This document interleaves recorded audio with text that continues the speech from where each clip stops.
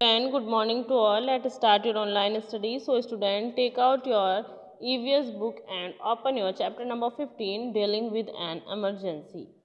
We all are a part of nature. Natural happening like rain, wind, etc. occur regularly, but sometimes natural happening kill people, destroy properties or harm environment. Such a situation is called a calamity और disaster. Students, हम सभी चीज़ें जो भी हैं, चाहे वो non living things हो या लिविंग थिंग्स हो, वो सब नेचर का पार्ट बनाती हैं और नेचुरल कई सारे हमारे इन्वायरमेंट में नेचुरल प्रोसेस होते हैं जो हमारे लिए कई जगह पर हम उसका यूज़ करके हम अपनी लाइफ को चला रहे होते हैं, जैसे रेन, विंड एटसेट्रा। लेकिन इसके अलावा भी कुछ नेचुरल हैपनिंग ऐसी होती हैं जिनकी वजह से लोगों को कई सारी परेशानियों का भी सामना करना पड़ता है और उससे बहुत सी प्रॉपर्टीज़ जो हैं वो डिस्ट्रॉय हो जाती हैं, पीपल किल हो जाते हैं। इस सिचुएशन को ही डिज़ास्टर कहा जाता है। Student, disaster are of two types, natural disaster and man made disaster. Flood, drought, earthquake and tsunami are natural disaster. War, fire and climatic change are man-made disaster. It is important to know how the natural disaster occurs so that we can be able prepared to face them.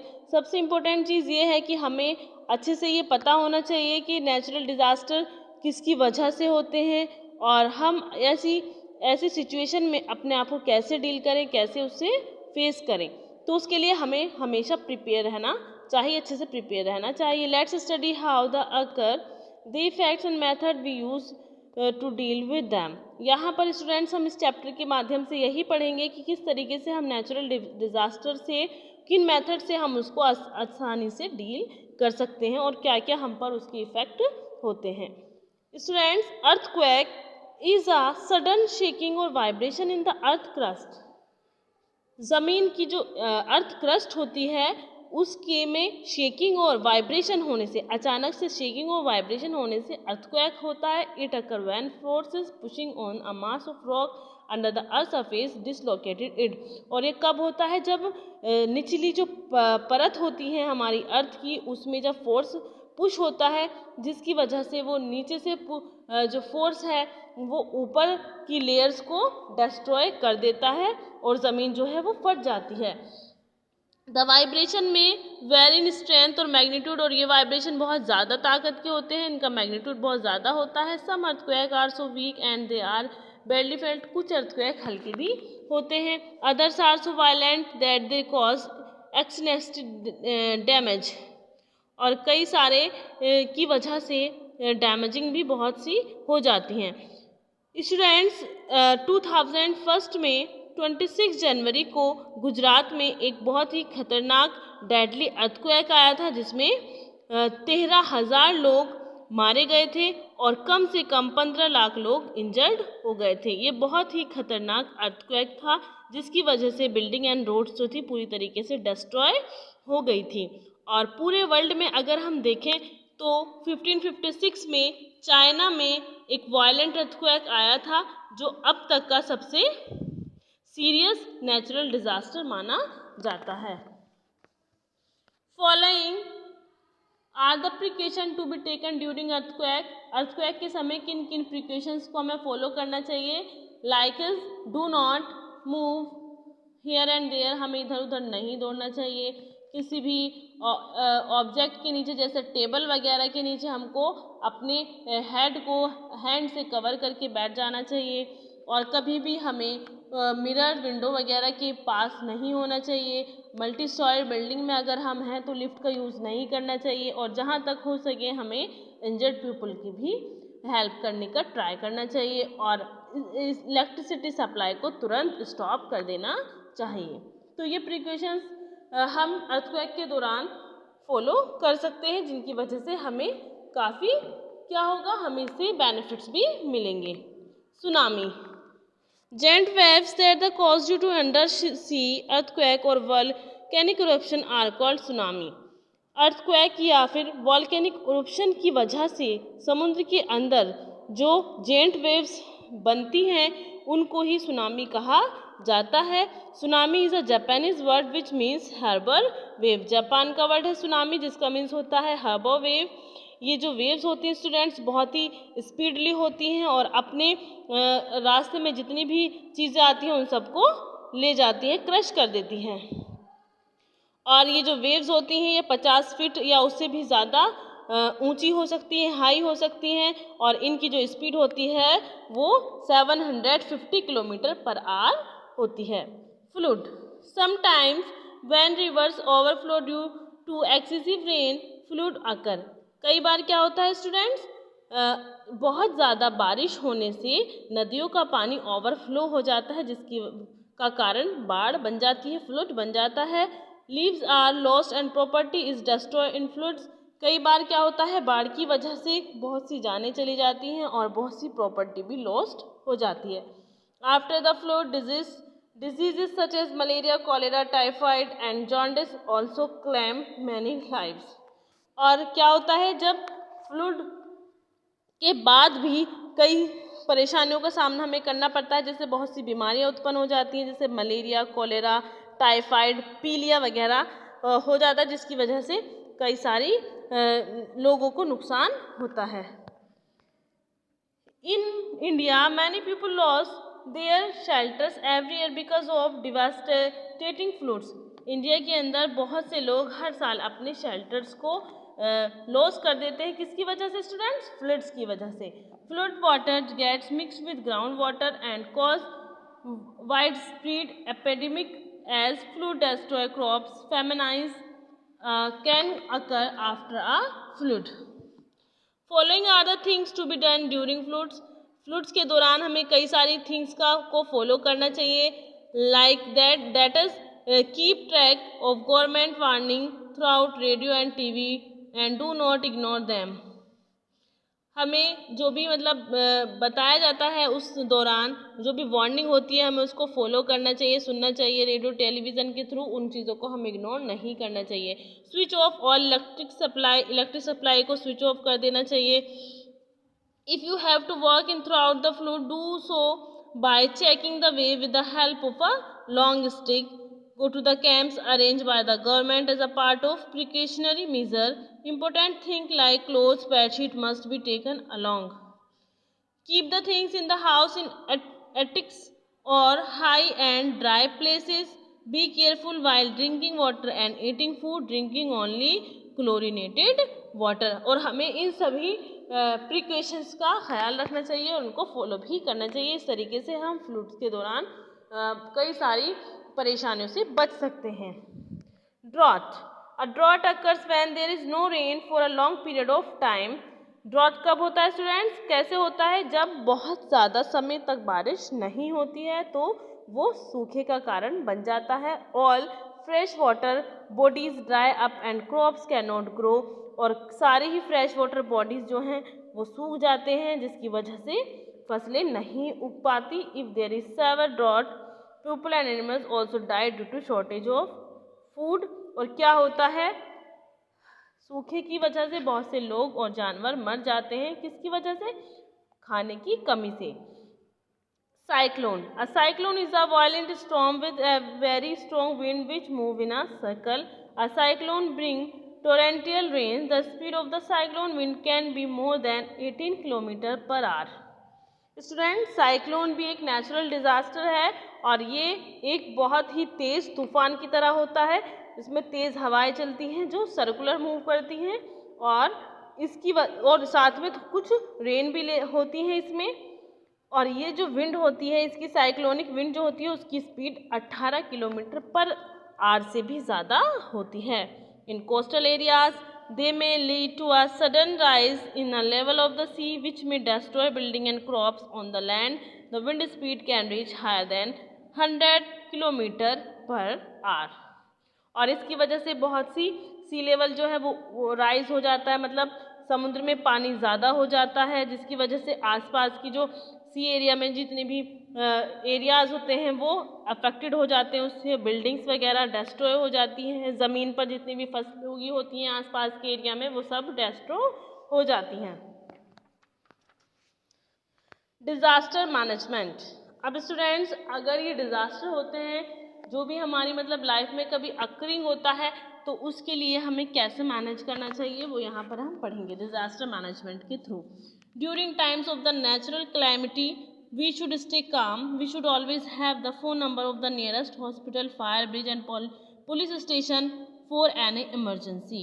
Students, natural disaster के समय हमें बहुत ही शांतिपूर्वक काम लेना चाहिए, अपने आप को बहुत ही धैर्य से करना चाहिए। We should always have the phone number, और हमारे पास nearest hospital, fire brigade, police station वगैरह के इमरजेंसी नंबर होने चाहिए। It should be remember that timely help can save man life, जिसकी वजह से हम बहुत सी लाइफ्स को सेव कर सकते हैं। The arm forces play a major role during natural calamities like earthquake, cyclone and flood. जो आर्म फोर्सेस होती हैं वो क्या करते हैं, बहुत मेजर रोल प्ले करते हैं उस समय, कब, जब नेचुरल डिज़ास्टर होता है, जैसे अर्थक्वेक, साइक्लोन वगैरह के समय, और लोगों की मदद करते हैं। वो क्या करते हैं, they bring food, water, clothes and medicine in helicopters as the affected area some time become inaccessible by road, rail और वाटर। और वो लोगों को पानी, खाना, कपड़े, मेडिसिन वगैरह हेलीकॉप्टर के थ्रू पहुंचाते हैं।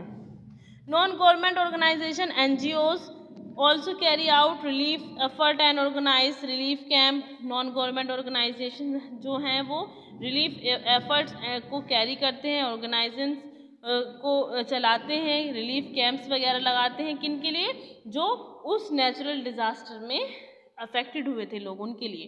The agencies of the United Nation play a central role in the rehabilitation of the affected people. और यूनाइटेड नेशन जो है वो सेंट्रल रोल प्ले करते हैं लोगों को पुनर्वास के लिए, दोबारा से उनको रहने के लिए जगह देने के लिए वो वहाँ पर अपना रोल प्ले करते हैं अफेक्टेड पीपल के लिए। In India the United disaster management team consist of the UNICEF, UNESCO, ILO, FAO and WHO which provide help in the times of need. और ज़रूरत के समय ये सभी ऑर्गेनाइजेशन उन लोगों की मदद भी करते हैं। All of us should help the victim of disaster. और हमें डिज़ास्टर में पीड़ित लोगों की मदद करनी चाहिए। If the disaster happen nearby we can go to the place and volunteer to help.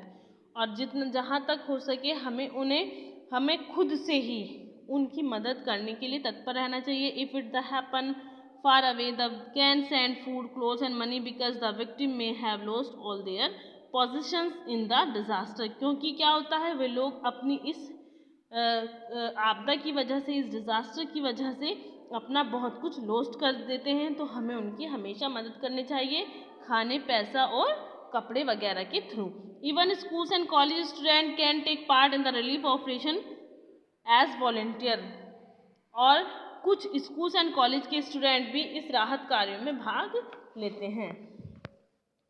How can we help, हम उनकी मदद कैसे कर सकते हैं, जैसे कि हम अभी पढ़ चुके हैं। इसके अलावा भी कुछ फॉलोइंग वेज यहाँ पर दिए गए हैं। We can contribute by donating clothes and medicine, we can assist in cleaning the areas that have been damage, we can collect the dispose garbage to stop flies and mosquito from breeding in it, we can spread awareness about various relief measure of about health precautions that need to be taken. We can encourage people to stay calm and not panic so that the administration can deal with the situation smoothly। तो इस तरीके से इन सभी methods को हम use करके उनकी मदद कर सकते हैं। फर्स्ट एड, स्टूडेंट्स, कुछ डिज़ास्टर मैन मेड भी होते हैं, कुछ एक्सीडेंटल केसेस भी होते हैं, जैसे कट एंड वॉन्ड्स, बर्न्स और fracture, sprain, bleeding from the nose और mouth, dehydration. So student, let's us first add.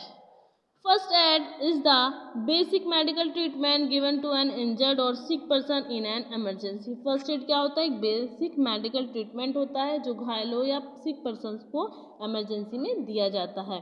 और first aid box should always be kept ready to meet an emergency। और first aid box को हमेशा अपने साथ रखना होता है और वो पूरा तरीके से तैयार होना चाहिए, उसमें हर चीज़ अवेलेबल होनी चाहिए। A first aid box should contain the following things, और उसमें क्या क्या चीज़ें होनी चाहिए? Number 1 bandaid, number 2 cotton, number 3 antiseptic lotion, number 4 gauze, number 5 small scissors, number 6 Burnol, number 7 thermometer, number 8 ORS packets, number 9 4 caps, number 10 tablets for fever, vomiting, acidity etcetera. ये 10 things first aid में होनी ज़रूरी हैं, ये चीज़ें उसमें होनी चाहिए। The 3 rules a first aider should keep in mind are 2, और हमें 3 रूल्स को जो फर्स्ट एड दे रहे होते हैं या उस समय इन 3 चीज़ों का ध्यान रखना होगा। नंबर 1 स्टे काम,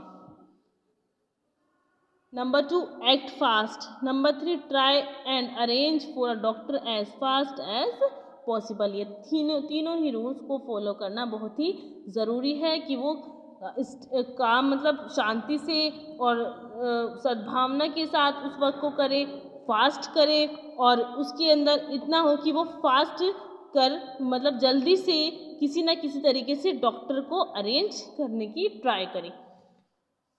let's read about specific first aid for some common emergency and injuries. यहाँ पर स्टूडेंट्स कुछ कॉमन इंजरीज एंड इमरजेंसी के बारे में हम पढ़ेंगे। Like is cuts and wands. If the cut is small wash the area with shop and water. यदि आपकी कहीं से कटिंग हो जाए, मीन्स कट हो जाए, आपको चोट लग जाए, तो उस समय आप क्या करेंगे? उस एरिया को, जो कटिंग एरिया है, उसको सॉप एंड वाटर से वॉश किए। Then apply an antiseptic lotion and put a bandaid on it, और फिर उसको एंटीसेप्टिक लोशन अप्लाई करके बैंडेड किए। फॉर डीप कट, अगर ज़्यादा गहरा जख्म है, कट ज़्यादा गहरा है, take the victim to the doctor, तो विक्टिम को डॉक्टर के पास लेके जाएं। एज द वॉन्ड में रिक्वायर स्टिच, क्योंकि उसे कई सारी स्टिच की ज़रूरत हो सकती है, उसको टाँकी की ज़रूरत हो सकती है। Burns, accident due to fire can cause serious injuries or sometimes even death। Accident जो है वो किसकी वजह से हो सकती है? फायर या फिर कोई भी सीरियस इंजरीज है उसकी वजह से कई बार, या फिर कोई इवन डेथ हो सकती है किसी समय में।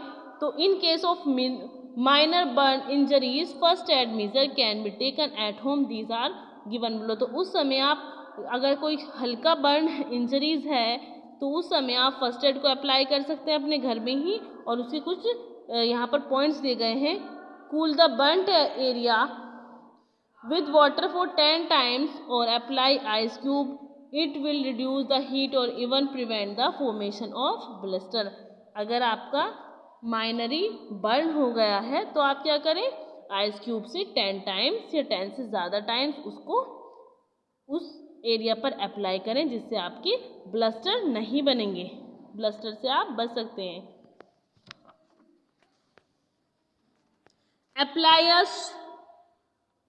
शूटिंग क्रीम और अ पेस्ट और baking soda on it to reduce the pain. उस जगह आप कोई भी क्रीम यूज़ कर सकते हैं, पेस्ट यूज़ कर सकते हैं, या फिर बेकिंग सोडा से भी आप उसके पेन को रिड्यूस कर सकते हैं। Cover the burns with a bandage और a clean cloth to keep flies and dust away. और अगर बर्न्स ज़्यादा है तो आप उसको किसी बैंडेज से कवर कीजिए फ्लाइज एंड डस्ट से बचाने के लिए। Sprain, an injury cause in a joint और a muscle is called a sprain. अगर कोई इंजरी जो आपके जॉइंट में या मसल्स में होती है तो उसको स्प्रिन कहते हैं। Put the sprained part in cold water on the first day and then in warm water from the second day onward. तो उसको आप क्या करें? उसके लिए फर्स्ट एड क्या यूज़ करेंगे आप? पहले तो आप उसको ठंडे पानी से अप्लाई कीजिए first day, and second day आपको उस पर वार्म वाटर को अप्लाई करना चाहिए। If the pain is unbearable the patient must be taken to a doctor. अगर उसका पेन तभी नहीं रुक रहा है तब आप उसको डॉक्टर के पास लेकर जाएं। Fracture, a crack in a bone is called a fracture. Bone का क्रैक होना फ्रैक्चर कहलाता है। Do not press the area of the fracture and avoid moving it. और हमें फ्रैक्चर के एरिया को ना तो मूव कराना चाहिए और ना ही उसको प्रेस करना चाहिए। Support the broken bone with the splint which can be made by using a piece of wood. और ब्रोकन बोन्स को किसी लकड़ी के पीस से उसको वहीं पर कवर कीजिए। कार्डबोर्ड या फिर फोल्डेड न्यूज़पेपर का भी आप यूज़ कर सकते हैं। कहने का मतलब यह है कि यहाँ पर उसको मूवमेंट ना हो। Take the patient to the doctor for treatment. और तभी तुरंत उसको कहाँ ले जाएं, डॉक्टर के पास ले जाएं ट्रीटमेंट के लिए। ब्लीडिंग फ्रॉम द नोज और mouth. To stop a nose bleeding, make a person sit upright with his her mouth. If there is bleeding from the mouth, make the person lie on his her side to prevent choking. Students, यदि किसी को bleeding हो गई है nose या mouth के through, तो आप उसको कैसे करेंगे? सबसे पहले आप उसको रोकने की कोशिश कीजिए। उस पर्सन को अपराइट पोजीशन में मुंह ऊपर करके गर्दन को झुकाकर पीछे की ओर झुकाकर उसको बिठाएं और इस तरीके से उसको रोकने की कोशिश करें। Dehydration. Dehydration result due to the loss of salt and water from the body. Dehydration का क्या वजह होती है? जब हमारी बॉडी के अंदर सॉल्ट और वाटर की कमी आ जाती है तो हमें डिहाइड्रेशन हो जाता है। Give the dehydrate person ORS। और जो डिहाइड्रेटेड पर्सन है उसको ORS ओरल रिहाइड्रेशन सॉल्यूशन को देना चाहिए। It is prepared by dissolving a pinch of salt and 1 tablespoon of sugar in a glass of water. आप इसको अगर ORS का आपके पास पैकिंग नहीं है, सॉल्यूशन नहीं है, तो आप क्या करेंगे? आप एक ग्लास वाटर में कुछ थोड़ा सा सॉल्ट और एक चम्मच शुगर को मिक्स करके सॉल्यूशन बना सकते हैं और वो डिहाइड्रेटेड पर्सन को देने से उसके डिहाइड्रेशन में उसको आराम मिलेगा। तो स्टूडेंट्स, ये थी आप